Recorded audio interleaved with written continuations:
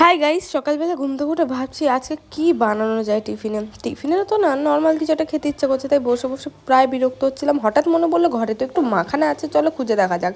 তাই ঝুড়ির মধ্যে এত খাবারের মধ্যে আর খুঁজে পাচ্ছি না, লাস্টে গিয়ে একদম পেলাম সয়াবিনের প্যাকেটের ভেতরে, মানে ভেতরে না, নিচে সরি, একদম অল্পই ছিল। চলো এই অল্পটুকু দিয়ে তোমাদের আজকে মাখানা রেসিপি দেখাই, খুব টেস্টি হবে, কিন্তু অবশ্যই বানিয়ে দেখো। তার আগে আমার রেসিপিটা দেখে নাও, একদম নর্মাল ম্যাগির থেকেও সহজ টাইমে, মানে একদম অল্প টাইমে তোমরা বানিয়ে ফেলতে পারবে। প্রথমে আমি কড়াই গ্যাসে বসিয়ে দিয়েছি, একদম শুকনো কড়াই। কড়াইটা গরম হতে আমি এখানে দিয়ে দেবো কিছুটা পরিমাণে বাটার, একদম অল্প বাটার, ঠিক আছে, মানে হাফ চামচেরও হাফ এরকম। তারপরে এখানে এই যে মাখানাটা রয়েছে একদম কাঁচা, কিন্তু এটা আমি ওপরে দিয়ে দিলাম বাটারের ওপরে। তারপরে হালকা আছে একদম, মানে খুন্তি দিয়ে প্রায় 4 থেকে 5 মিনিট এটাকে ভাজতে হবে, মানে নাড়তে হবে। ভাজা তো না, তো নাড়ার পরে দেখবে এরকম হয়ে যাবে কিছুটা। আমি বাটিতে তারপরে তুলে নেব, তোমরাও তারপরে তুলে নেবে, জাস্ট অল্পই, আমার তো দেখতেই পাচ্ছ একদম অল্প। তো বেশি লাগে না বাটার মাখানাতে, মানে মাখানা ফ্রাই করার জন্য। তারপরে সেই কড়াই আমি আবার দিয়ে দেবো ঘি। তোমরা চাইলে আবার বাটারও দিতে পারো বা রিফাইন্ড অয়েলও দিতে পারো, সেটা তোমাদের ব্যাপার।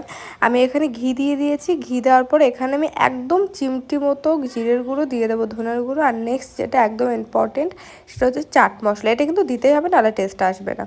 চাট মশলা দেবো, আর দেখতেই পাচ্ছ একদম অল্প পরিমাণে দিচ্ছি, কিন্তু চাট মশলাটা পরিমাণে একটু বেশি ধনের গুঁড়ো জিরে গুঁড়োর থেকে, কিন্তু একদম অল্প। ওটাকে নাড়াচাড়া করবো না, ওর মধ্যেই দিয়ে দেবো মাখানাটাকে দিয়ে তারপরেই ওটা ভালো করে নাড়াবো, মানে খুন্তির সাহায্যে একটু আলতো করে নাড়িয়ে নেবো। তোমরা চামচে ইউজ করতে পারো, কারণ এটা একদমই হালকা হয় মাখানা, যারা তোমরা খেয়েছো তারা জানো।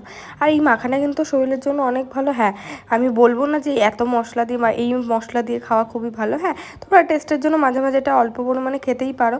তোমরা চাইলে শুধু চাট মশলা দিয়েও খেতে পারো। তাছাড়া যদি মাখানা তোমরা দুধ দিয়ে বা অন্য রেসিপি করে খাও, সেটাও কিন্তু শরীরের জন্য খুব ভালো। তো আজকে আমি একদম সহজ পদ্ধতিতে তোমাদের মাখানা রেসিপি দেখাচ্ছি। তো তারপরে এখানে দেখো মাখানা আমার কিন্তু পুরো রেডি, আর কিচ্ছু করব না। জানি না তোমরা ভিডিওটা রেসিপিটা দেখে ভাববে হয়তো কী এমন করলো, কী টেস্ট হবে, কিন্তু বিশ্বাস করো জাস্ট দারুণ খেতে হয়, দারুণ। আমি তোমাকে তাও একবার রিভিউ দেবো, একদম অনেস্ট রিভিউ দেবো। খাওয়ার পরে দেখতেই পাচ্ছ মাখানার দেখতে ঠিক এরকমই হবে, মশলাটা গায়ে লেগে যাবে। চলো এবার খেয়ে দেখা যাক কেমন হয়েছে। আমি তো একটুখানি কনফিউজডই ছিলাম, তো খাওয়ার পরে আমি দেখি সত্যি দারুণ হয়েছে। ওই যে বাটার, ঘি আর চাট মশলার ফ্লেভারটা যে আসে, মানে দারুণ দারুণ। একবার হলে অল্প একটু বানিয়ে খেয়েও, আশা করি সবারই ভালো লাগবে। তারপর চলে গেলাম বরকে ট্রাই করাতে। বর খাচ্ছে, দেখো বর কী বলে। হ্যাঁ, বরেরও খুব দারুণ লেগেছে, দেখা হবে।